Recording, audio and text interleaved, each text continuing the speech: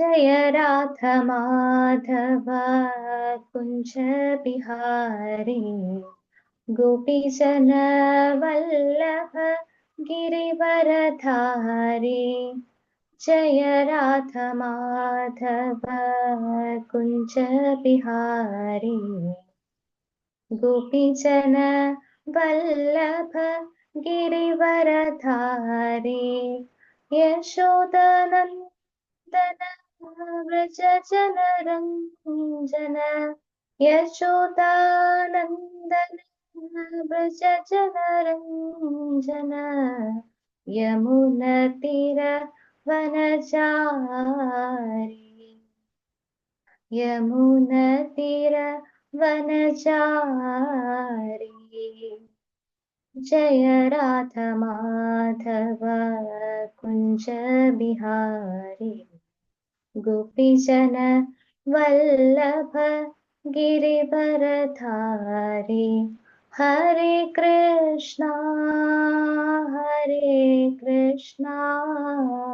कृष्ण कृष्णा हरे हरे हरे राम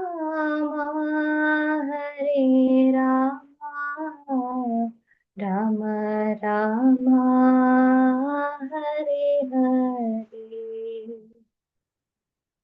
ओम अज्ञानतिमिरान्धस्य ज्ञानाञ्जनशलाकया चक्षुरुन्मीलितं येन तस्मै श्रीगुरवे नमः। श्रीचैतन्यमनोभीष्टं स्थापितं येन भूतले स्वयं रूपकदा मह्यं ददाति स्वपदान्तिकम्। हे कृष्णा करुणा सिन्धु दीनबन्धो जगत्पदे गोपेश गोपिका कान्त राधा कान्त नमोऽस्तुते। तप्त कांचन गौरांगी राधे वृंदावनेश्वरी वृषभानुसुते देवी प्रणमामि हरिप्रिये। जय श्री कृष्ण चैतन्य प्रभु नित्यानंद श्री अद्वैत गदाधर श्रीवासादि गौरभक्त वृंद। हरे कृष्ण कृष्ण कृष्ण हरे हरे हरे राम राम राम हरे हरे। ഹരേ കൃഷ്ണ. അപ്പോൾ ഇന്ന് നമ്മള് കുരുക്ഷേത്ര യുദ്ധക്കളത്തിലെ സൈന്യ നിരീക്ഷണം ഭഗവത്ഗീതയിലെ ആദ്യത്തെ അധ്യായമാണ് നോക്കുന്നത്. അതിലെ ഭാവാർത്ഥത്തിലെ പ്രധാനപ്പെട്ട പോയിന്റുകൾ ക്യാപ്സ്യൂൾ രൂപത്തിലാണ് നമ്മൾ കാണുന്നത്. അപ്പോ ആദ്യം നമുക്കറിയാം 46 ശ്ലോകങ്ങളാണ് ആദ്യത്തെ അധ്യായത്തിലുള്ളത്. ആദ്യം നമ്മൾ നോക്കുന്നത് ഈ 46 ശ്ലോകങ്ങളെയും ഓരോ സന്ദർഭത്തിന്റെ അടിസ്ഥാനത്തിൽ നമ്മൾ നോക്കിക്കാണുകയാണ്.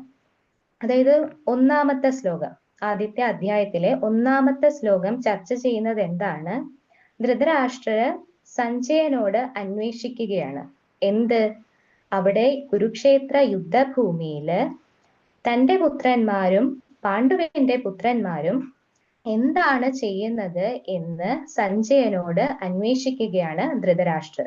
അതായത് ആദ്യത്തെ ശ്ലോകത്തിൽ നമ്മൾ കാണുന്നത് ധൃതരാഷ്ട്രന്റെ സഞ്ജയനോടുള്ള അന്വേഷണമാണ്. കുരുക്ഷേത്ര യുദ്ധഭൂമിയില് എന്താണ് സംഭവിക്കുന്നത്? മമക, അതായത് എന്റെ മക്കളും പാണ്ഡുവിന്റെ പുത്രന്മാരും എന്താണ് അവിടെ ചെയ്യുന്നത് എന്ന അന്വേഷണമാണ് ആദ്യത്തെ ശ്ലോകത്തിൽ നമ്മൾ കാണുന്നത്.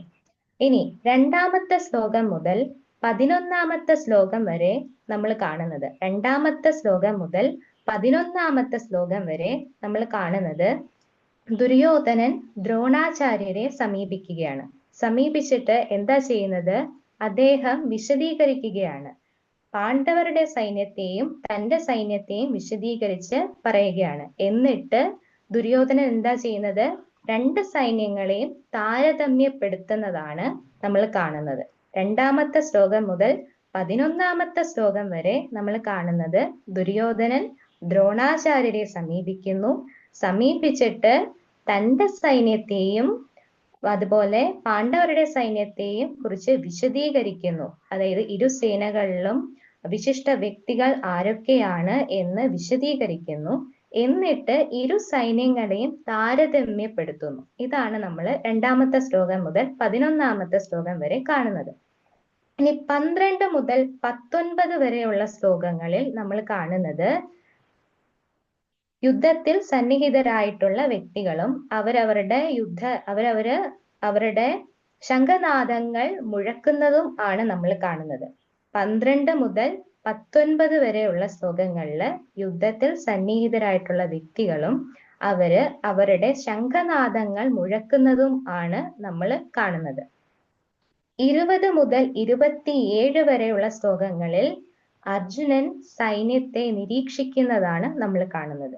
20 മുതൽ 27 വരെയുള്ള ശ്ലോകങ്ങളില് അർജുനൻ സൈന്യത്തെ നിരീക്ഷിക്കുന്നതാണ് നമ്മൾ കാണുന്നത്. അതിന്റെ തന്നെ സബ് ടോപ്പിക്സ് ആയിട്ട് വരുന്നത് 20 മുതൽ 25 വരെയുള്ള ശ്ലോകങ്ങൾ. 20ാമത്തെ ശ്ലോകം മുതൽ 25ാമത്തെ ശ്ലോകത്തില് നമ്മൾ കാണുന്ന എന്താണ്?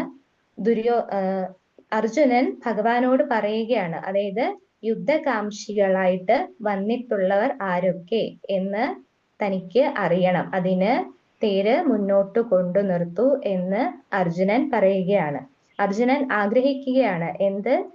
യുദ്ധകാംക്ഷികളായിട്ട് യുദ്ധം ചെയ്യാൻ തൽപരരായിട്ട് വന്നിട്ടുള്ള വ്യക്തികൾ ആരൊക്കെ എന്ന് അറിയാൻ ആഗ്രഹിച്ചുകൊണ്ട് ഭഗവാനോട് പറയുകയാണ്, തേര് ഇരു സൈന്യങ്ങൾക്കും ഇടയിൽ കൊണ്ടു നിർത്തൂ എന്ന് പറയുകയാണ്. ഇതാണ് 20 മുതൽ 25 വരെയുള്ള ശ്ലോകങ്ങളിൽ നമ്മൾ കാണുന്നത്. ഇനി 26 മുതൽ 27 വരെയുള്ള ശ്ലോകങ്ങളിൽ 26 മുതൽ 27 വരെയുള്ള ശ്ലോകങ്ങളില് അർജുനൻ എന്ത് ചെയ്യുന്നു? അർജുനൻ ഈ യുദ്ധത്തിന് തൽപരരായി വന്നിട്ടുള്ള തന്റെ ബന്ധുക്കളെയും ബന്ധുമിത്രാദികളെയും ഒക്കെ കണ്ടിട്ട് അർജുനൻ കരുണാഭരിതനായി തീരുന്നു. അർജുനൻ എന്താ ചെയ്യുന്നത്? 26 മുതൽ 27 വരെയുള്ള ശ്ലോകങ്ങളിൽ നമ്മൾ എന്താ കാണുന്നത്? ആ യുദ്ധകാംക്ഷികളായി യുദ്ധം ചെയ്യാൻ തൽപരരായി വന്നിട്ടുള്ള തന്റെ ബന്ധുജനങ്ങളെയും മിത്രങ്ങളെയും ഗുരുജനങ്ങളെയും ഒക്കെ കണ്ടിട്ട് അർജുനൻ കരുണാഭരിതനായി തീരുന്നു. ഇതാണ് നമ്മൾ കാണുന്നത്. ഇനി 28 മുതൽ 46 വരെയുള്ള ശ്ലോകങ്ങൾ. 28 മുതൽ 46 വരെയുള്ള ശ്ലോകങ്ങളില് നമ്മള് അർജുനൻ യുദ്ധം ചെയ്യാത്തത് എന്തുകൊണ്ട് എന്നുള്ള കാരണങ്ങൾ പറയുന്നതാണ് കാണുന്നത്. താൻ എന്തുകൊണ്ടാണ് യുദ്ധം ചെയ്യാത്തത് എന്നതിന്റെ കാരണങ്ങൾ വിശദീകരിക്കുന്നതാണ് നമ്മൾ കാണുന്നത്. 28 മുതൽ 46 വരെ. അപ്പൊ അതില് ആദ്യത്തെ കാരണം 28 മുതൽ 30 വരെയുള്ള ശ്ലോകങ്ങളിലാണ് ആദ്യത്തെ കാരണം അർജുനൻ വിശദീകരിക്കുന്നത്. 28 മുതൽ 30ാമത്തെ ശ്ലോകം വരെ. അപ്പൊ ആദ്യത്തെ കാരണമായി അർജുനൻ പറയുന്നത് എന്താണ്?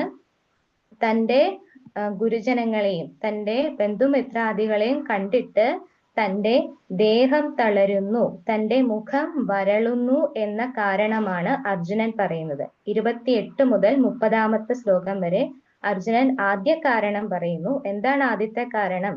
തന്റെ ആ യുദ്ധഭൂമിയിലെ യുദ്ധം ചെയ്യാൻ വന്ന തന്റെ ബന്ധുക്കളെയും ഗുരുജനങ്ങളെയും സുഹൃത്തുക്കളെയും കണ്ടിട്ട് അവരോട് തനിക്ക് അനുകമ്പ തോന്നുന്നു. അതുകൊണ്ട് തന്നെ തന്റെ ശരീരം തളരുന്നു, തന്റെ മുഖം വരളുന്നു എന്ന കാരണം അർജുനൻ പറയുകയാണ്. 31 മുതൽ 35 വരെയുള്ള ശ്ലോകങ്ങളില് 31 മുതൽ 35 വരെയുള്ള ശ്ലോകങ്ങളില് രണ്ടാമത്തെ കാരണം അർജുനൻ പറയുകയാണ്. താൻ എന്തുകൊണ്ടാണ് യുദ്ധം ചെയ്യാത്തത് എന്നതിന്റെ രണ്ടാമത്തെ കാരണം അർജുനൻ വിശദീകരിക്കുകയാണ്.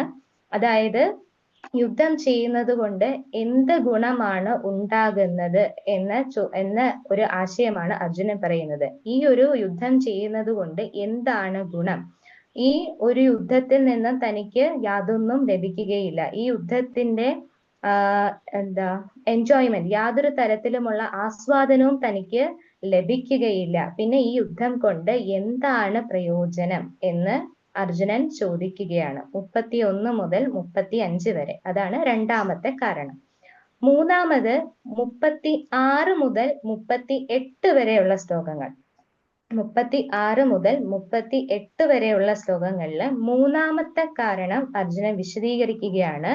തനിക്ക് പാപപ്രതികരണങ്ങളെ, അതായത് ഈ ഒരു യുദ്ധം ചെയ്താൽ തനിക്ക് ലഭിക്കുക പാപമായിരിക്കും, പാപഫലമായിരിക്കും നേട്ടം എന്ന് അർജുനൻ പറയുകയാണ്. പാപപ്രതികരണങ്ങളെ പറ്റിയിട്ടാണ് അർജുനൻ വിശദീകരിക്കുന്നത്.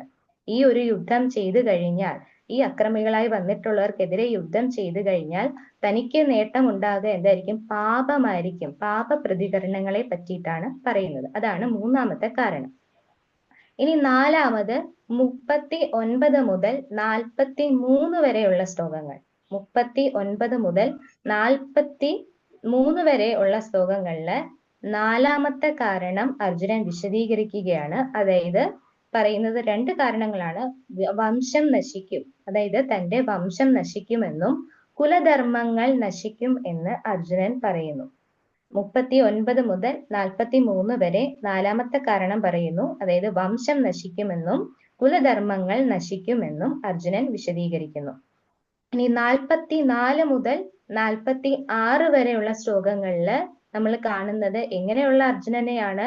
ദുഃഖത്തിന് അടിമപ്പെട്ട് ദുഃഖിതനായി ഇരുന്നു കൊണ്ട് പറയുകയാണ്, താൻ പൊരുതാൻ തയ്യാറല്ല, താൻ യുദ്ധം ചെയ്യുകയില്ല. അവർ ഇങ്ങോട്ട് യുദ്ധം ചെയ്താലും താൻ യുദ്ധം ചെയ്യുകയില്ല എന്ന് അർജുനൻ പറയുകയാണ്. 44 മുതൽ 46 വരെയുള്ള ശ്ലോകങ്ങളില് ദുഃഖത്തിന് അടിമപ്പെട്ടുകൊണ്ട് അർജുനൻ പറയുകയാണ്, അവർ ഇങ്ങോട്ട് എന്നെ ആക്രമിച്ചാലും ഞാൻ അങ്ങോട്ട് പോരിന് പോകില്ല, ഞാൻ യുദ്ധം ചെയ്യില്ല എന്ന് അർജുനൻ പറയുകയാണ്. അപ്പൊ ഇതാണ് നമുക്കറിയാം ഒന്നാമത്തെ അധ്യായത്തിലെ 46 ശ്ലോകങ്ങൾ. ആ 46 ശ്ലോകങ്ങളെ ഓരോ സന്ദർഭങ്ങളുടെ അടിസ്ഥാനത്തിലാണ് നമ്മൾ ഈ നോക്കി കണ്ടത്. അപ്പോ ഒന്നാമത്തെ അധ്യായത്തില് ആദ്യത്തെ ശ്ലോകം ധൃതരാഷ്ട്ര ഉവാച, ധൃതരാഷ്ട്രാണ് പറയുന്നത്. അപ്പോ അതിന്റെ പശ്ചാത്തലം എന്താണെന്നാണ് നമ്മൾ ഇനി കാണാൻ പോകുന്നത്. നമുക്കറിയാം ധൃതരാഷ്ട്രർ അന്ധനായിരുന്നു. ജന്മന അദ്ദേഹം അന്ധനായിരുന്നു. അദ്ദേഹത്തിന്റെ പുത്രന്മാരെ 100 പുത്രന്മാരെ കൗരവർ എന്നും അദ്ദേഹത്തിന്റെ സഹോദര പുത്രന്മാർ അതായത് പാണ്ഡുവിന്റെ പുത്രന്മാരെ പാണ്ഡവർ എന്നും, അവർ 5 പേരായിരുന്നു, പാണ്ഡവർ എന്നും അറിയപ്പെട്ടിരുന്നു. അപ്പൊ എന്താ സംഭവിച്ചത്? പാണ്ഡവർക്ക് അവകാശപ്പെട്ട ഇന്ദ്രപ്രസ്ഥം എന്ന രാജ്യം അനുചിതമായ മാർഗത്തിലൂടെ, അതായത് ഒരു ചതിയിലൂടെ അവര് കൈക്കലാക്കി. ആര് കൈക്കലാക്കി? കൗരവർ കൈക്കലാക്കി. നമുക്കറിയാം, അച്യുത സഭയെ കുറിച്ച് നമുക്കറിയാവുന്നതാണ്. അപ്പോ അനുചിതമായ മാർഗത്തിലൂടെ അവര് കൈക്കലാക്കുകയാണ് ഉണ്ടായത്. അതിന്റെ പരിണിത ഫലം എന്തായി? അത് യുദ്ധത്തിലാണ് കലാശിച്ചത്. അപ്പൊ ഇപ്പൊ അവരെവിടെയാണുള്ളത്? കുരുക്ഷേത്ര യുദ്ധഭൂമി, അതായത് പുണ്യസ്ഥലമായ ധർമ്മഭൂമിയായ കുരുക്ഷേത്ര യുദ്ധഭൂമിയിലാണ് ഇപ്പൊ ഇരു സൈന്യങ്ങളായി നിന്നുകൊണ്ട് അവർ യുദ്ധം ചെയ്യാൻ നിൽക്കുകയാണ്. അപ്പോ ധൃതരാഷ്ട്രർക്കറിയാം ആ കുരുക്ഷേത്ര യുദ്ധഭൂമിയുടെ മഹത്വം എന്താണെന്ന് ധൃതരാഷ്ട്രർക്ക് അറിയാം. അപ്പോ ആ കുരുക്ഷേത്ര യുദ്ധഭൂമിയുടെ സ്വാധീനം അത് യുദ്ധത്തെ എവിടേക്ക് എത്തിക്കും എന്നൊരു ഭയം അദ്ദേഹത്തിനുണ്ട്. അപ്പൊ അതുകൊണ്ട് തന്നെ അദ്ദേഹം സഞ്ജയനോട് ചോദിക്കുകയാണ്, ആ യുദ്ധഭൂമിയില് എന്തൊക്കെയാണ് നടക്കുന്നത്, ആ യുദ്ധഭൂമിയിലുള്ള സ്ഥിതിഗതികൾ എന്തൊക്കെയാണ് എന്ന് സഞ്ജയനോട് ചോദിക്കുകയാണ്. പക്ഷെ സഞ്ജയൻ രാജകൊട്ടാരത്തിലാണുള്ളത്. സഞ്ജയൻ യുദ്ധഭൂമിയിലല്ല. പക്ഷെ എന്നിട്ടും സഞ്ജയൻ അത് ദർശിക്കാൻ സാധിക്കുന്നു. എങ്ങനെ ദർശിക്കാൻ സാധിക്കുന്നു? വ്യാസദേവന്റെ കാരുണ്യത്താലാണ് സഞ്ജയൻ അത് ദർശിക്കാൻ സാധിക്കുന്നത്. സഞ്ജയൻ ആരാണ്? വ്യാസദേവന്റെ ശിഷ്യനാണ്. അപ്പോ വ്യാസദേവന്റെ കാരുണ്യത്താൽ ആ യുദ്ധഭൂമിയിലുള്ള സ്ഥിതിഗതികളെ എന്തൊക്കെയാണ് സംഭവിക്കുന്നത് എന്ന് ആർക്ക് കാണാൻ സാധിക്കുന്നുണ്ട്? സഞ്ജയന് കാണാൻ സാധിക്കുന്നുണ്ട്. അപ്പൊ സഞ്ജയന്റെ വിശദീകരണമാണ് നമ്മൾ കാണുന്നത്. അപ്പൊ ഇതാണ് ഒന്നാമത്തെ അധ്യായത്തിന്റെ പശ്ചാത്തലം, ബാക്ക്ഗ്രൗണ്ട്. ഇപ്പോ ആദ്യത്തെ ശ്ലോകത്തില് ധൃതരാഷ്ട്രര് സഞ്ജയനോട് അന്വേഷിക്കുകയാണ്, അല്ലെ, തന്റെ പുത്രന്മാരും മാമക, എന്റെ മക്കളും പാണ്ഡുവിന്റെ പുത്രന്മാരും കുരുക്ഷേത്ര യുദ്ധഭൂമിയില് എന്താണ് ചെയ്യുന്നത്?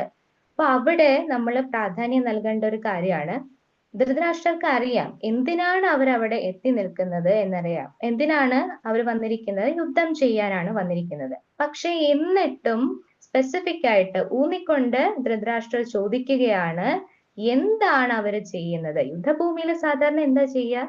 യുദ്ധമാണ്. പക്ഷെ എന്നിട്ടും ഊന്നി ചോദിക്കുകയാണ്, എന്താണ് എന്റെ പുത്രന്മാരും പാണ്ഡുവിന്റെ പുത്രന്മാരും അവിടെ എന്താണ് ചെയ്യുന്നത് എന്ന് ഊന്നി ചോദിക്കുകയാണ്. അവിടെ നമ്മൾ ശ്രദ്ധിക്കേണ്ടതാണ്, ഒരു ചേരിതിരിവോടെയാണ് ധൃതരാഷ്ട്രർ സംസാരിക്കുന്നത് അല്ലെ. തന്റെ മക്കളുടെ പക്ഷം ചേർന്നുകൊണ്ട്.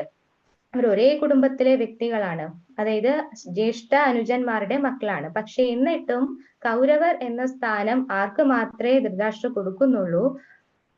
തന്റെ പുത്രന്മാർക്ക് മാത്രമേ കൊടുക്കുന്നുള്ളൂ. എന്നിട്ട് പാണ്ഡുവിന്റെ പുത്രൻ എന്നാണ് പാണ്ഡുവിന്റെ പുത്രന്മാർ എന്നാണ് പാണ്ഡുവിന്റെ പുത്രന്മാർ എന്നാണ് ആ 5 മക്കളെയും വിശേഷിപ്പിക്കുന്നത്. അപ്പൊ ആ തന്റെ മക്കളുടെ പക്ഷം പിടിച്ചുകൊണ്ടാണ് ആര് സംസാരിക്കുന്നത്? ധൃതരാഷ്ട്രർ സംസാരിക്കുന്നത്.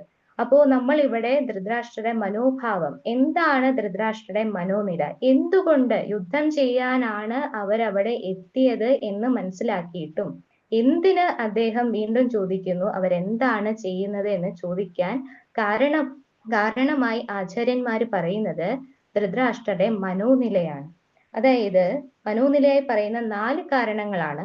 ഒന്ന്, ധൃതരാഷ്ട്രരുടെ ആഗ്രഹം എന്താണ്, അല്ലെ ധൃതരാഷ്ട്രർ ഇച്ഛിക്കുന്നത് എന്താണ്? തന്റെ പുത്രന്മാർക്ക് രാജ്യം ലഭിക്കണം എന്നാണ് ധൃതരാഷ്ട്രർ ചിന്തിക്കുന്നത്, ധൃതരാഷ്ട്രർ ആഗ്രഹിക്കുന്നത്. അതാണ് അദ്ദേഹത്തിന്റെ മനോനിലയിലെ ആദ്യത്തെ പോയിന്റ്. അതാണ് അദ്ദേഹത്തിന്റെ ആഗ്രഹം എന്താണ്? തന്റെ പുത്രന്മാർക്ക് രാജ്യം ലഭിക്കണം എന്നാണ് അദ്ദേഹത്തിന്റെ ആഗ്രഹം. രണ്ടാമത്, അദ്ദേഹത്തിന് സന്ദേഹമുണ്ട്, അദ്ദേഹത്തിനൊരു പേടിയുണ്ട്. തന്റെ പുത്രന്മാർ വിജയിക്കുമോ എന്ന് അദ്ദേഹത്തിനൊരു പേടിയുണ്ട്, സന്ദേഹമുണ്ട് ആ ഒരു കാര്യത്തില്. മൂന്നാമതായി നമ്മൾ നേരത്തെ പറഞ്ഞിരുന്നു, ആ ധർമ്മഭൂമിയുടെ, ആ കുരുക്ഷേത്ര യുദ്ധഭൂമിയുടെ പ്രാധാന്യം എന്തെന്ന് ആർക്കറിയാം? ധൃതരാഷ്ട്രർക്ക് അറിയാം. അതുകൊണ്ട് തന്നെ ആ ധർമ്മഭൂമിയുടെ സ്വാധീനം ഈ യുദ്ധത്തെ എവിടേക്ക് എത്തിക്കും എന്നൊരു ഭയം, എന്നൊരു ആകുലത ആർക്കുണ്ട്? ധൃതരാഷ്ട്രർക്കുണ്ട്. അതാണ് മൂന്നാമത്തെ കാര്യം. നാലാമതായി, 2 കൂട്ടരും തമ്മില് ഒരു ഒത്തുതീർപ്പുണ്ടാകണമെന്ന് ആരാഗ്രഹിക്കുന്നില്ല? ധൃതരാഷ്ട്രർ ആഗ്രഹിക്കുന്നില്ല. അപ്പോ യുദ്ധഭൂമിയിൽ എത്തിയിട്ടും അവരെന്താണ് അവിടെ ചെയ്യുന്നത് എന്ന് ധൃതരാഷ്ട്രർ ചോദിക്കാൻ കാരണം അദ്ദേഹത്തിന്റെ മനോഭാവം, അദ്ദേഹത്തിന്റെ മനോനില കാരണമാണ്. എന്താണ് അദ്ദേഹത്തിന്റെ മനോനില? ഒന്ന്, അദ്ദേഹം ഇച്ഛിക്കുന്നത് എന്താണ്? തന്റെ പുത്രന്മാർക്ക് രാജ്യം ലഭിക്കണം എന്നാണ് അദ്ദേഹം ആഗ്രഹിക്കുന്നത്. 2, അദ്ദേഹത്തിന് സന്ദേഹമുണ്ട്, ഒരല്പം ഭയമുണ്ട്, തന്റെ പുത്രന്മാരുടെ വിജയത്തെ ചൊല്ലി അദ്ദേഹത്തിനൊരു സന്ദേഹമുണ്ട്.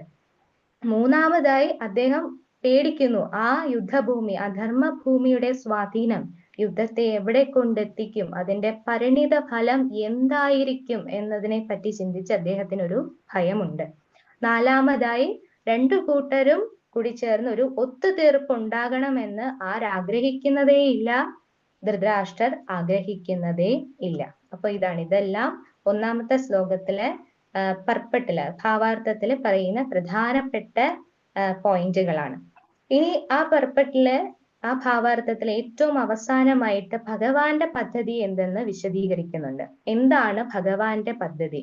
അതായത് നമ്മൾ ഒരു വിളനിലത്തില്, അതായത് ഒരു കൊയ്ത്തുഭൂമിയില് ആവശ്യമില്ലാത്ത കളകൾ, ഉപയോഗശൂന്യമായിട്ടുള്ള, അതായത് ആ കൊയ്ത്തിന് യാതൊരുവിധ പ്രയോജനവുമില്ലാത്ത കളകളൊക്കെ പറിച്ച് കളയാറുണ്ട്. അപ്പം ഈ യുദ്ധഭൂമിയിൽ എന്താണ് സംഭവിക്കാൻ പോകുന്നത് എന്ന്, എന്താണ് ഭഗവാന്റെ പദ്ധതി എന്ന് ആ ഭാവാർത്ഥത്തിൽ വിശദീകരിക്കുന്നുണ്ട്. ഇവിടെ വിളനിലം എന്ന് പറയുന്നത് ഏതാണ്?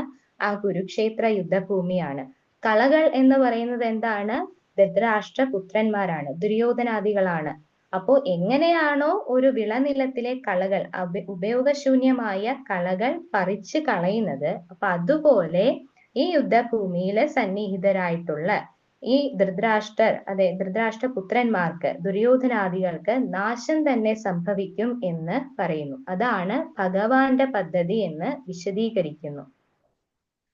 ഇനിയുള്ള ചാപ്റ്ററുകളിൽ, ഇനിയുള്ള അധ്യായങ്ങളിൽ നമ്മൾ സഞ്ജയന്റെ വിശദീകരണമാണ് കാണുന്നത്. അതായത് ആ യുദ്ധഭൂമിയിൽ എന്തൊക്കെയാണ് സംഭവിക്കുന്നത് എന്ന് സഞ്ജയന്റെ വിശദീകരണത്തിലൂടെ നമ്മൾ കാണുകയാണ്. അതില് 2ാമത്തെ ശ്ലോകം മുതൽ 11ാമത്തെ ശ്ലോകം വരെ എന്താ കാണുന്നത്? ദുര്യോധനൻ ദ്രോണാചാര്യരെ സമീപിച്ചിട്ട് തന്റെ സൈന്യത്തെ പറ്റിയിട്ടും പാണ്ഡവരുടെ സൈന്യത്തെ പറ്റിയിട്ടും വിശദീകരിച്ചിട്ട് രണ്ട് സൈന്യങ്ങളെയും താരതമ്യപ്പെടുത്തുന്നതാണ് രണ്ടാമത്തെ ശ്ലോകം മുതൽ 11-ാമത്തെ ശ്ലോകം വരെ നമ്മൾ കാണുന്നത്. അപ്പോ ദുര്യോധനൻ ദ്രോണാചാര്യരെ സമീപിച്ചിട്ട് ദുര്യോധനൻ എന്താ പറയുന്നത്? അല്ലയോ ആചാര്യ, അങ്ങയുടെ ശിഷ്യനും ബുദ്ധിശാലിയുമായ ദ്രുപദപുത്രൻ ഒരുക്കി നിർത്തിയിട്ടുള്ള ഈ മഹത്തായ പാണ്ഡവ സൈന്യത്തെ ഒന്ന് നോക്കൂ. എന്താ ദുര്യോധനൻ പറയുന്നത്? അല്ലയോ ആചാര്യ, അങ്ങയുടെ ശിഷ്യനും ബുദ്ധിശാലിയുമായ ദ്രുപദപുത്രൻ ഒരുക്കി നിർത്തിയിട്ടുള്ള ഈ മഹത്തായ പാണ്ഡവ സൈന്യത്തെ ഒന്ന് നോക്കൂ. അപ്പോൾ ഇവിടെ ദുര്യോധനൻ ഉപയോഗിക്കുന്ന പദങ്ങൾ, അതായത് എങ്ങനെയാണ് ദുര്യോധനൻ പറയുന്നത്? ആദ്യം പറയുന്നത് അങ്ങയുടെ ശിഷ്യൻ എന്നാണ് പറയുന്നത്, ബുദ്ധിശാലിയും എന്ന് പറയുന്നുണ്ട്. എന്നിട്ട് ദൃഷ്ടദ്യുപ്നൻ എന്ന് പറയുന്നില്ല, മറിച്ച് ദ്രുപദപുത്രൻ എന്നാണ് പറയുന്നത്. അങ്ങയുടെ ശിഷ്യൻ എന്ന് പറഞ്ഞിട്ട് ബുദ്ധിശാലിയുമായ ദൃഷ്ടദ്യുപ്നൻ എന്ന് പറയാം, പക്ഷെ ആ പദം ഉപയോഗിക്കാതെ ദ്രുപദപുത്രൻ എന്ന് പറയുന്നു. അതെന്താ ദ്രുപദപുത്രൻ എന്ന് പറയാൻ കാരണം? എന്തുകൊണ്ട് ദുര്യോധനൻ ആ ഒരു പദം ഉപയോഗിച്ചു? നമുക്കറിയാം, ദ്രോണാചാര്യർക്കും ദ്രുപദനും ഇടയില് പണ്ടുണ്ടായിരുന്ന ആ ഒരു രാഷ്ട്രീയ വൈര്യത്തെ പറ്റിയിട്ട് നമുക്കറിയാം. അപ്പോ ഈ ദ്രുപദപുത്രൻ എന്ന് പറഞ്ഞുകൊണ്ട് ദുര്യോധനൻ ഒരു സ്മരണ ഉണ്ടാക്കുകയാണ്. ആർക്ക്? ദ്രോണാചാര്യർ ഓർക്കാൻ വേണ്ടിയിട്ട്, ആ പണ്ട് ഉണ്ടായിരുന്ന ആ രാഷ്ട്രീയ വൈര്യത്തെ കുറിച്ചൊന്ന് സ്മരിക്കാൻ വേണ്ടിയിട്ടാണ് ഇവിടെ ദുര്യോധനൻ ദൃഷ്ടദ്യുപ്നൻ എന്ന് ഉപയോഗിക്കാതെ ദ്രുപദപുത്രൻ എന്ന് ഉപയോഗിച്ചത് എന്ന് ആചാര്യന്മാര് പറയുന്നു. അപ്പൊ എന്തായിരുന്നു രാഷ്ട്രീയ വൈര്യം? നമുക്കറിയാം അല്ലെ? ദ്രോണാചാര്യരും ദ്രുപദനും അവർ ഒരുമിച്ച് ഒരേ ഗുരുകുലത്തിലായിരുന്നു പഠിച്ചിരുന്നത്. അപ്പോ ദ്രുപദൻ ആരായിരുന്നു? പാഞ്ചാല രാജ്യത്തെ രാജകുമാരനായിരുന്നു. അപ്പോ ആ കുട്ടിക്കാലത്ത് ദ്രുപദൻ ദ്രോണർക്കൊരു വാഗ്ദാനം കൊടുത്തിരുന്നു, താൻ രാജാവുകയാണെങ്കിൽ തന്റെ രാജ്യത്തിന്റെ പകുതി ആർക്ക് അവകാശപ്പെട്ടതാണ്? ദ്രോണർക്ക് അവകാശപ്പെട്ടതാണെന്ന്. കാലം കഴിഞ്ഞു, ദ്രുപദൻ പാഞ്ചാലദേശത്തെ രാജാവായി. ദ്രോണാചാര്യര് ഒരു ദരിദ്ര ബ്രാഹ്മണനായി ജീവിതം മുന്നോട്ട് പോവുകയായിരുന്നു. അപ്പൊ അങ്ങനെ ഇരിക്കെ ദ്രോണാചാര്യരുടെ ഭാര്യ കൃപി അത്രയും ദയനീയമായ സാഹചര്യത്തിലൂടെ ജീവിക്കുന്നത് കൊണ്ട്, തങ്ങളുടെ അവസ്ഥ അത്രയും കഷ്ടമായതുകൊണ്ട് കൃപി ദ്രോണാചാര്യരോട് പറഞ്ഞു, അങ്ങയുടെ സുഹൃത്തല്ലേ ദ്രുപദൻ, തീർച്ചയായും അദ്ദേഹം എന്തെങ്കിലും ഒരു സഹായം തീർച്ചയായും ചെയ്യും എന്ന് പറഞ്ഞു. അപ്പൊ ആ സമയത്താണ് ദ്രോണാചാര്യർക്ക് ആ പഴയ തന്റെ സുഹൃത്ത് തനിക്ക് നൽകിയ വാഗ്ദാനത്തെ പറ്റി ഓർമ്മ വരുന്നത്. എന്നിട്ട് അദ്ദേഹം എവിടേക്ക് പോയി? ദ്രുപദന്റെ കൊട്ടാരത്തിലേക്ക് പോയി. കൊട്ടാരത്തിലേക്ക് ചെന്ന് ആ വാഗ്ദാനത്തെ പറ്റി പറയുമ്പോൾ ദ്രോണർക്ക് ലഭിക്കുന്ന എന്താണ്? അധിക്ഷേപവും ആക്ഷേപവുമാണ് അദ്ദേഹത്തിന് ലഭിക്കുന്നത് അല്ലെ? എന്നിട്ട് ദ്രുപദൻ പറയാണ്, ഞാൻ വേണമെങ്കിൽ നിനക്ക് ഒരു ശിക്ഷ എന്നോണം ഒരു പശുവിനെ നൽകാം എന്ന് ദ്രോണരോട് പറയാണ്. അപ്പൊ ഇത് കേട്ടിട്ട് ദ്രോണർക്ക് ദേഷ്യം വരികയും ദ്രോണർ തീർച്ചയായും ഇതിന് ഞാൻ പ്രതികാരം ചെയ്യുമെന്ന് പറഞ്ഞിട്ടാണ് ദ്രോണർ അവിടുന്ന് നടന്നു നീങ്ങുന്നത്. അതിനുശേഷം ദ്രോണര് പാണ്ഡവരുടെയും കൗരവരുടെയും ഗുരുവായി അവരെ ആയോധന കലകൾ പഠിപ്പിച്ചു. അപ്പൊ അദ്ദേഹത്തിന്റെ ആഗ്രഹം എന്തായിരുന്നു? അദ്ദേഹത്തിന്റെ ശിഷ്യരിലൂടെ ആ ദ്രുപദനെ പരാജയപ്പെടുത്തണം എന്നതായിരുന്നു അദ്ദേഹത്തിന്റെ ആഗ്രഹം. അതില് ഏറ്റവും കഴിവുള്ള വ്യക്തി ആരായിരുന്നു? അർജുനനായിരുന്നു.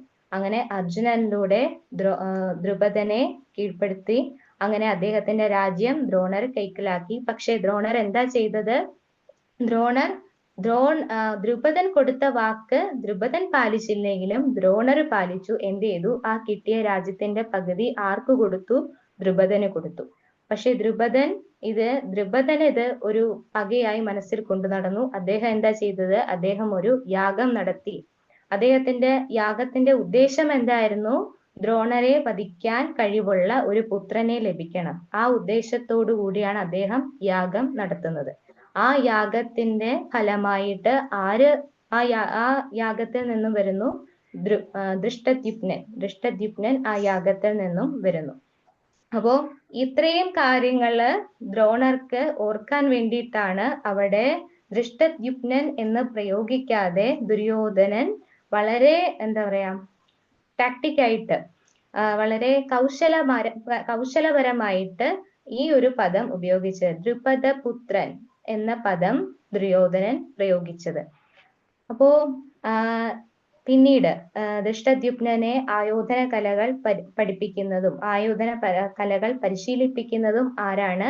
ദ്രോണാചാര്യരാണ്. എന്നിട്ട് പക്ഷെ ഇപ്പൊ യുദ്ധഭൂമിയിൽ ആരുടെ പക്ഷത്താണ് ദൃഷ്ടദ്യുമ്നൻ ഉള്ളത്?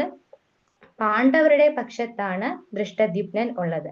പാണ്ഡവരുടെ പക്ഷത്ത് നിന്നുകൊണ്ട് ആണ് ദൃഷ്ടദ്യുമ്നൻ യുദ്ധം ചെയ്യുന്നത്. അതുകൊണ്ട് തന്നെ ദുര്യോധനൻ ഓർമ്മിപ്പിക്കുകയാണ്, യാതൊരു തരത്തിലുമുള്ള ഒരു വിട്ടുവീഴ്ച ആരുടെ ഭാഗത്ത് നിന്നും ഉണ്ടാകാൻ പാടില്ല, ദ്രോണരുടെ ഭാഗത്ത് നിന്നും ഉണ്ടാകാൻ പാടില്ല എന്ന ഒരു തരത്തില് ദുര്യോധനൻ എല്ലാം ഓർമ്മിപ്പിക്കുകയാണ് ദ്രോണാചാര്യരെ. ഇതാണ് നമ്മൾ രണ്ടാമത്തെ ശ്ലോകം മുതൽ ആറാമത്തെ ശ്ലോകം വരെ കാണുന്നത്. ആ ഒരു സ്മരണ, ദുര്യോധനൻ ദ്രോണാചാര്യരെ എല്ലാ കഴിഞ്ഞു പോയ കാര്യങ്ങളും ഇപ്പോഴത്തെ നിജസ്ഥിതിയും എന്തെന്ന് ദുര്യോധനൻ ദ്രോണരെ ഓർമ്മിപ്പിക്കുകയാണ്. ഇനി 7ാമത്തെ ശ്ലോകം മുതൽ 9ാമത്തെ ശ്ലോകം വരെ നമ്മൾ കാണുന്നത് ദുര്യോധനൻ ഇരു സൈന്യങ്ങളെയും വിശദീകരിക്കുകയാണ്. അതായത് പാണ്ഡവ പക്ഷത്തുള്ള വിശിഷ്ട വ്യക്തികളെ കുറിച്ചും കൗരവ പക്ഷത്തുള്ള വിശിഷ്ട വ്യക്തികളെ കുറിച്ചും ദുര്യോധനൻ വിശദീകരിക്കുന്നതാണ് നമ്മൾ കാണുന്നത്. പാണ്ഡവ പക്ഷത്ത്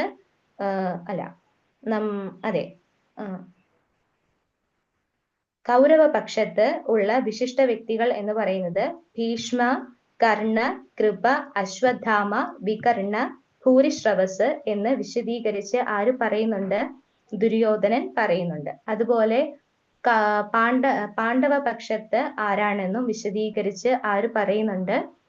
ദുര്യോധനൻ പറയുന്നുണ്ട്. എന്നിട്ട് പിന്നീട് നമ്മൾ 10 മുതൽ 11 വരെയുള്ള ശ്ലോകങ്ങളില് ദുര്യോധനൻ ഈ രണ്ട് സേനകളെയും, അതായത് പാണ്ഡവ പക്ഷത്തെ സേനകളെയും കൗരവ പക്ഷത്തെ സേനകളെയും താരതമ്യപ്പെടുത്തുന്നതാണ് നമ്മൾ കാണുന്നത്.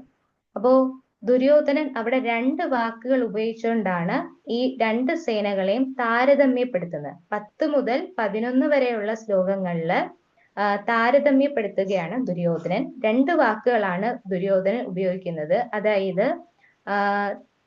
അതായത് കൗരവപക്ഷത്തെ സൈന്യത്തെ സംരക്ഷിക്കുന്നത് ആരാണ്? ഭീഷ്മരാണ് കൗരവപക്ഷത്തെ സൈന്യത്തെ സംരക്ഷിക്കുന്നത്. അതുകൊണ്ട് തന്നെ അത് അളവറ്റതാണ്, തന്റെ സൈന്യബലം അളവറ്റതാണ്. ആ വാക്കാണ് അവിടെ പ്രധാനപ്പെട്ടത്. അളവറ്റതാണ് എന്ന് ദുര്യോധനൻ പറയുകയാണ്. എന്നിട്ട് ദുര്യോധനൻ പറയുന്നു, പാണ്ഡവ പക്ഷത്തെ സൈന്യത്തെ സംരക്ഷിക്കുന്നത് ആരാണ്? ഭീമനാണ്. അതുകൊണ്ട് തന്നെ ആ സൈന്യബലം പരിമിതമാണ് എന്ന് ദുര്യോധനൻ പറയുന്നു. 2 വാക്കുകളിലൂടെയാണ് താരതമ്യപ്പെടുത്തുന്നത്. ആദ്യം അദ്ദേഹം ഉപയോഗിക്കുന്നത് എന്താണ്? അളവറ്റതാണ്. തന്റെ സൈന്യത്തെ സംരക്ഷിക്കുന്നത് ഭീഷ്മ പിതാമഹനായതുകൊണ്ട് തന്നെ തന്റെ സൈന്യബലം അളവറ്റതാണ് എന്ന് ദുര്യോധനൻ പറയുന്നു. പക്ഷേ പാണ്ഡവരുടെ സൈന്യത്തെ സംരക്ഷിക്കുന്നത് ഭീമനായതുകൊണ്ട് തന്നെ ആ സൈന്യബലം പരിമിതമാണ് എന്ന് ദുര്യോധനൻ പറയുന്നു. എന്നിട്ട് പറയാണ്, നമ്മൾ എല്ലാവരും തന്നെ ജാഗരൂകരായിക്കൊണ്ട് ഭീഷ്മ പിതാമഹന് എല്ലാ തരത്തിലുമുള്ള പിന്തുണ നമ്മൾ നൽകണം എന്ന് ദുര്യോധനൻ പറയുന്നു. പക്ഷെ ആ ഒരു കാര്യം പറഞ്ഞിട്ട് ദുര്യോധനൻ ഉടനെ തന്നെ ആ ഒരു സന്ദർഭം മാറ്റുകയാണ്. കാരണം ഇവിടെ ദുര്യോധനൻ ആർക്ക് പ്രാധാന്യം നൽകിക്കൊണ്ടാണ് സംസാരിച്ചത്? ഭീഷ്മ പിതാമഹന് പ്രാധാന്യം നൽകിക്കൊണ്ടാണ് സംസാരിച്ചത്. അതായത് എല്ലായിടത്തു നിന്നും ജാഗരൂകരായിക്കൊണ്ട് ഭീഷ്മ പിതാമഹന് എല്ലാ പിന്തുണയും നൽകണം. അതായത് ഭീഷ്മ പിതാമഹനാണ് പ്രാധാന്യം നൽകിയത്. അപ്പോൾ ദുര്യോധനൻ ചിന്തിക്കുകയാണ്, തന്റെ സൈന്യത്തിലുള്ള മറ്റുള്ളവർ അവരെ അവഗണിക്കുകയാണ് എന്ന് ചിന്തിച്ചാലോ എന്ന് ധരിച്ച് ദുര്യോധനൻ പറയുകയാണ്, അദ്ദേഹം ഒരു വീരയോദ്ധാവ് തന്നെയാണ്. അതായത് ഭീഷ്മർ ഒരു വീരയോദ്ധാവ് തന്നെയാണ്. പക്ഷെ അദ്ദേഹം ഒരു വൃദ്ധനാണ്. അതുകൊണ്ട് തന്നെ മർമ്മസ്ഥാനങ്ങളിൽ നിന്നുകൊണ്ട്, നമ്മുടെ യുദ്ധഭൂമിയിലെ പ്രധാനപ്പെട്ട സ്ഥലങ്ങളിൽ നിന്നുകൊണ്ട് അദ്ദേഹത്തിന്റെ സംരക്ഷണം, അദ്ദേഹത്തെ രക്ഷ ചെയ്യുക എന്നത് നമ്മൾ തീർച്ചയായും ചെയ്യേണ്ട ഒരു കാര്യമാണ് എന്ന് താൻ അങ്ങനെയാണ് ഓർമ്മിപ്പിച്ചത് എന്ന് അദ്ദേഹം ഒന്ന് വരുത്തി തീർക്കുകയാണ്. അപ്പോ ഇനി നമ്മൾ കാണുന്നത് ദുര്യോധനന്റെ ആത്മവിശ്വാസമാണ്. അതായത് കുരുക്ഷേത്ര യുദ്ധഭൂമിയില് തനിക്കറിയാം താൻ യുദ്ധം ജയിക്കണമെങ്കിൽ അത് ഭീഷ്മർ മുഖേന മാത്രമേ തനിക്ക് സാധിക്കുകയുള്ളൂ. തനിക്ക് വിജയം ഉണ്ടാകണമെങ്കിൽ അത് ഭീഷ്മ പിതാമഹനിലൂടെ സാധിക്കുകയുള്ളൂ എന്ന് ആർക്കറിയാം? ഉത്തമ ബോധ്യം ആർക്കുണ്ട്? ദുര്യോധനുണ്ട്. അപ്പോ ദുര്യോധനൻ ചിന്തിക്കുകയാണ്, അന്ന് പാഞ്ചാലി വസ്ത്രാക്ഷേപ സമയത്ത്, അന്ന് പാഞ്ചാലി വസ്ത്രങ്ങൾ അഴിക്കാൻ വസ്ത്രാക്ഷേപം ചെയ്യാൻ നിർബന്ധിതയായ സമയത്ത് ദ്രോണരോടും ഭീഷ്മരോടും പാഞ്ചാലി കരഞ്ഞുകൊണ്ട് അപേക്ഷിക്കുകയുണ്ടായി. തന്നെ രക്ഷിക്കണമെന്ന് കരഞ്ഞുകൊണ്ട് അപേക്ഷിച്ചിട്ടും ഇവരാരും തന്നെ, ദ്രോണരും ഭീഷ്മരും, ഇവർ രണ്ടുപേരും മൗനം പാലിക്കുകയാണ് ചെയ്തത്. അപ്പോ അതേപോലെയുള്ള സംഭവങ്ങൾ, വികാസങ്ങൾ യുദ്ധഭൂമിയിൽ സംഭവിക്കുമെന്നാണ് ദുര്യോധനൻ വിചാരിക്കുന്നത്. അതായത് അന്ന് ദ്രൗപദിയോട് കാരുണ്യം ആര് കാട്ടിയില്ല? ഭീഷ്മരും അതുപോലെ ദ്രോണാചാര്യരും കാട്ടിയിരുന്നില്ല. അപ്പൊ ആ ഒരു സ്നേഹം അവര് കാട്ടിയിരുന്നില്ല. അപ്പൊ അതുപോലെ ഈ യുദ്ധഭൂമിയില് പാണ്ഡവരോടുള്ള എല്ലാ സ്നേഹവും തുടച്ചു നീക്കപ്പെടും. അങ്ങനെ ഒരു പ്രത്യേക തരത്തിലുള്ള ഒരു സമീപനം ഇവരിൽ നിന്നും ഉണ്ടാകില്ല എന്ന് ആര് പ്രതീക്ഷിക്കുകയാണ്?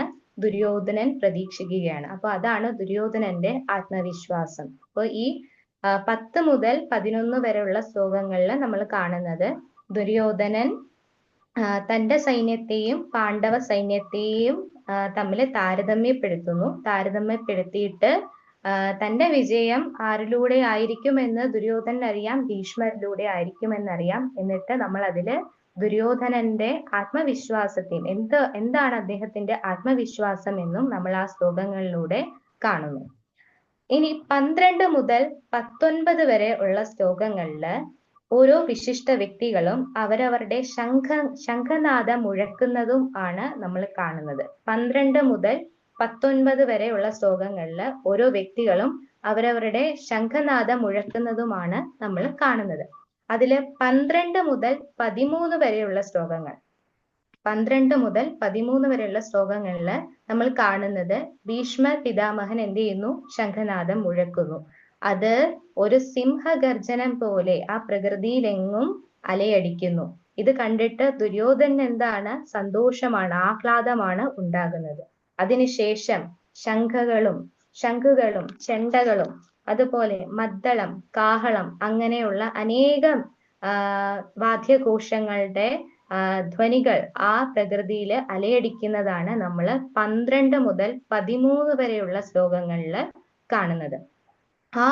ഇതില് 12 മുതൽ 13 വരെയുള്ള ശ്ലോകങ്ങളില് 13ാമത്തെ ശ്ലോകത്തിന്റെ ഭാവാർത്ഥത്തില് ഭീഷ്മദേവൻ ദുര്യോധനന് നൽകുന്ന ഒരു മുന്നറിയിപ്പിനെ പറ്റിയിട്ട് വിശദീകരിക്കുന്നുണ്ട്. 13ാമത്തെ ശ്ലോകത്തിലെ ഭാവാർത്ഥത്തില് ഭീഷ്മദേവൻ ദുര്യോധനന് നൽകുന്ന ആ ഒരു മുന്നറിയിപ്പിനെ പറ്റിയിട്ട് വിശദീകരിക്കുന്നുണ്ട്. എന്താണ് ആ മുന്നറിയിപ്പ്?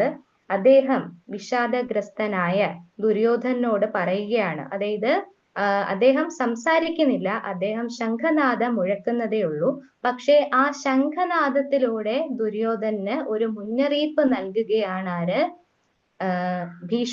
ഭീഷ്മദേവൻ ദുര്യോധനൻ ഒരു മുന്നറിയിപ്പ് നൽകുകയാണ്. അതായത് കൗരവ പക്ഷത്തിന് വിജയ സാധ്യതയില്ല. കാരണം എന്താണ്? കൃഷ്ണ ഭഗവാൻ ആരുടെ പക്ഷത്താണുള്ളത്? പാണ്ഡവ പക്ഷത്താണുള്ളത്. പാണ്ഡവരുടെ പക്ഷത്താണ് കൃഷ്ണ ഭഗവാൻ ഉള്ളത്. അതുകൊണ്ട് തന്നെ കൗരവർക്ക് വിജയ സാധ്യത ഇല്ല. പക്ഷേ ഭീഷ്മദേവനെ സംബന്ധിച്ച് യുദ്ധം നടത്തുക, യുദ്ധത്തിന് സന്നിഹിതരായി വന്നിട്ടുള്ളത് കൊണ്ട് തന്നെ യുദ്ധം നടത്തുക എന്നത് അദ്ദേഹത്തിന്റെ കർത്തവ്യമാണ്. അത് അദ്ദേഹം നിറവേറ്റുക തന്നെ ചെയ്യും എന്ന് ആ ഒരു ഭാവാർത്ഥത്തില് നമുക്ക് കാണിച്ചു തരുന്നു. അതായത് എന്താണ് ആ ശംഖനാദത്തിലൂടെ ഒരു സിംഹഗർജനം പോലെ അത് ഭൂമിയില്, ആ ഒരു കുരുക്ഷേത്ര യുദ്ധഭൂമിയില് അലയടിച്ചുവെങ്കിലും, അത് കേട്ടിട്ട് ദുര്യോധനന് ആഹ്ലാദം തോന്നിയെങ്കിലും യഥാർത്ഥത്തിൽ ഭീഷ്മദേവൻ അതൊരു മുന്നറിയിപ്പായിട്ടാണ് ദുര്യോധനന് കൊടുക്കുന്നത്. എന്താണ്? തന്റെ കൗരവപക്ഷത്തിന് വിജയ സാധ്യതയില്ല. ശ്രീകൃഷ്ണ ഭഗവാൻ പാണ്ഡവ പക്ഷത്തായതുകൊണ്ട് തന്നെ പാണ്ഡവർക്കാണ് വിജയ സാധ്യത. പക്ഷേ യുദ്ധം നടത്തുക എന്നത് അദ്ദേഹത്തിന്റെ കർത്തവ്യമായതുകൊണ്ട് അത് അദ്ദേഹം നിർവഹിക്കുക തന്നെ ചെയ്യും എന്നാണ് ആ ശംഖനാദത്തിലൂടെ അദ്ദേഹം മുന്നറിയിപ്പ് നൽകുന്നത്. ഇനി 14-ാമത്തെ ശ്ലോകത്തില് നമ്മൾ കാണുന്നത് എന്താണെന്ന് വെച്ചാല് ആ ഒരു മറുവശത്ത്, അതായത് കൗരവരുടെ മറുവശത്ത് ആരാണ്? പാണ്ഡവ സൈന്യമാണ് നിൽക്കുന്നത്. ആ പാണ്ഡവ സേനയില് കുതിര ആ ഒരു തീരിൽ നിന്നുകൊണ്ട് അർജുനനും കൃഷ്ണനും അവരവരുടെ ശംഖനാദങ്ങൾ മുഴക്കുന്നതാണ് നമ്മൾ 14-ാമത്തെ ശ്ലോകത്തില് കാണുന്നത്.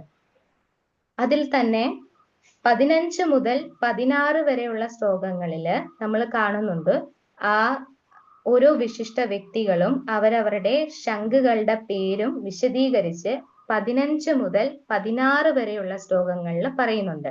ഏതൊക്കെയാണ് ആ ശംഖുകളും, അതാരൊക്കെയാണ് ആ ശംഖുകൾ ഊതുന്നത് എന്നും വ്യക്തമായി വിശദീകരിച്ച് നൽകുന്നുണ്ട്. അതായത് ആയ ഭഗവാൻ പാഞ്ചജന്യം എന്ന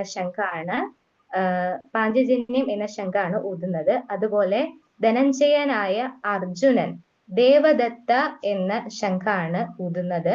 അതുപോലെ വൃഗോദരനായ ഭീമൻ പൗണ്ഡ്രക എന്ന ശംഖാണ് ഊതുന്നത്. യുധിഷ്ഠിരൻ അനന്തവിജയ എന്ന ശംഖാണ് ഊതുന്നത്. നകുലൻ സുഘോഷ എന്ന ശംഖും സഹദേവൻ മണിപുഷ്പക. ഈ 15 മുതൽ 16 വരെയുള്ള ശ്ലോകങ്ങളില് ഇവയെല്ലാം വിശദീകരിച്ച് പറയുന്നുണ്ട്.